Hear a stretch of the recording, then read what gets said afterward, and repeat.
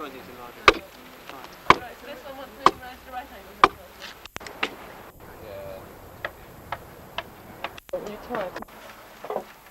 Actually, we have 4 big.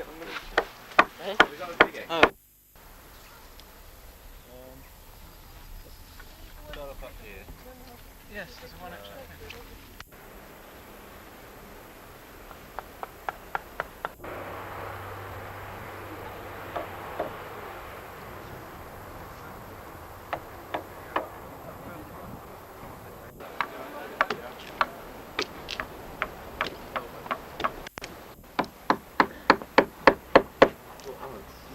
Hang on in, there's a whole lot here which you have to move first.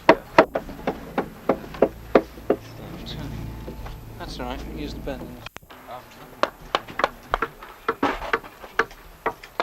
Well, the advantages of West Stow are twofold, really. Firstly, it is a fully excavated Anglo-Saxon village, therefore we've got good, clear archaeological lines on which to rebuild.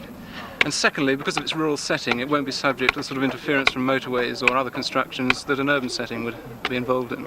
But Saxon villages have been found before. Why has a reconstruction not been done before? Well, in fact, very few Saxon villages have been excavated. This is the only one which has been completely excavated. There's another one in the process of being excavated, but this is in a gravel quarry on the Thames. And there hasn't been anything which has been in a suitable site, which has been excavated before, to be reconstructed. And also, reconstruction is very much a new thing, which people are only just beginning to realise the importance of. Well, can I ask you, from the layman's point of view, if we look in this hole here, now what is it that tells you as archaeologists that there was in fact a Saxon dwelling on this site? Because to me it just looks like a sort of sandy hole. Yes, well, it's very much a matter of the textures and colours of the soil. We know that the natural soil here is the sand, which is yellow. And we know that the infill, which we took out of this, was a darker colour, and therefore it was put in after the pit had been dug out. So we know that this was an originally dug out Anglo-Saxon pit.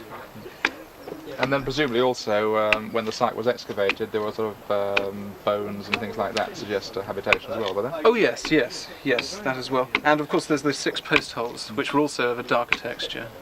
Well, fine. That brings us on to the structure you're putting up here. Now, are you working from crude drawings of what Saxon huts look like, or are you just making an intelligent guess? Well, there are no drawings. The earliest drawings really are in the Bayeux Tapestry, which is much later than this. This is 400 to 650. And so we're in fact within the known limits of their technology and the tools that were available to them, making the best possible reconstruction based purely on the archaeological evidence and putting in nothing which would have been found if it had been there. Everything is very much an architect's conjecture based on the post holes and the size of the pit. And what will you cover the outside with? Will it be a wattle and daub job? There is evidence for wattle and daub in this village complex, but not on this particular hut. So we're thinking of planking the walls and thatching the roof. Is this something that Saxons could have done? They used planking, did they? Oh, certainly. There is evidence. Some of the huts have been burnt, 2 of them here, and from the charred remains you can tell that they used planks and of what kind of wood they were, which was oak in this case. Well, can we come to these sort of fairly fearsome looking sort of implements in your hand? To what extent are you restricting yourself to just using tools that would have been available to people in Saxon times in your reconstruction work? Oh, completely. We don't feel that we should use any tools that they could not have had. And so from what's been found at various archaeological sites, we're using, at the moment we haven't been able to get copies made of these, but we're going to have these done eventually, so at the moment we're using as close as possible approximations. Now, I noticed in fact that, that the structure is sort of tied together with string. Would they have had twine? Oh yes, they definitely grew hemp and would make twine and rope from this. There's no evidence on this site for nails. They may have used wooden pegs, but in the circumstances we decided it was probably safer and better to use twine.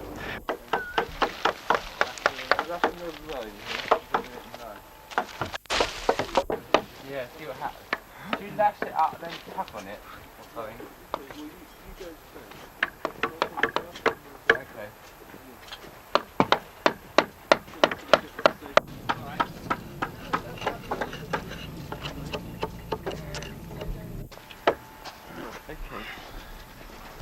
Okay, that's right, is it? Yeah. I'll do the middle one.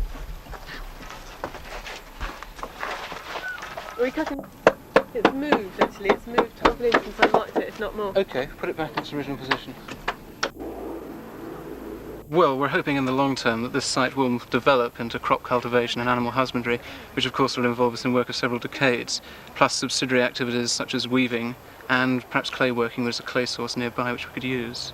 So really what you want to do is to make this a working Anglo-Saxon village with its own economy, which would make you self-supporting. Yes, that's our final hope. particularly, we don't want to just build a house. We want to see how it works and how the whole Anglo-Saxon community worked and how they could have, the crops they could have grown. We're going to experiment with some crops which are no longer grown, which we know were grown in Anglo-Saxon times and which are found wild locally. Would you two personally, in fact, live in this hut or Oh, yes. in the village? I think we'd both be very, very keen to continue personally as long as possible with this project. Round and over.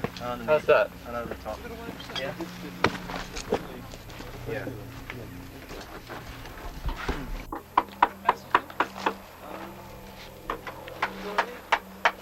Well, I need one.